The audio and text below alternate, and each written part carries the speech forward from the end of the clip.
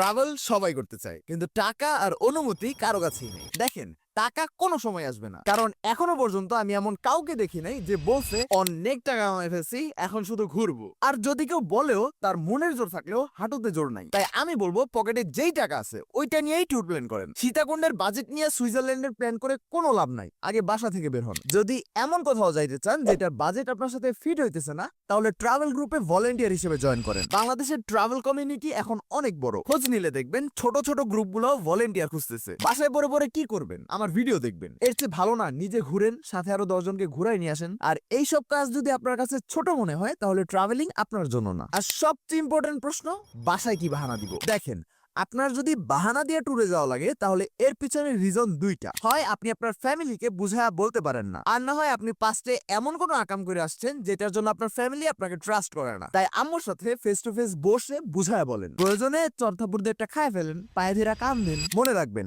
আম্মুকে পটাইতে পারলে আম্মুই আব্বুকে পটাই দিবে। আর আপনি যদি মেয়ে হন, তাহলে আম্মুকে বুঝায়া কোনো লাভ নাই। নিজেকে বুঝান যে বিয়ের পরে সব হবে। আর যাদের বন্ধুরা ট্যুরে যেতে চায় না, আপনাদের বন্ধুরা আসলে বন্ধু না, ওরা আসলে বান্ধবী। ওদেরকে ধোঁয়ায় মেনশন করেন। এখন প্রশ্ন হচ্ছে, এত কিছু করার পর আপনি সঠিক ট্যুর প্ল্যানটা কার কাছে পাবেন? ওইটার জন্য আমি আছি।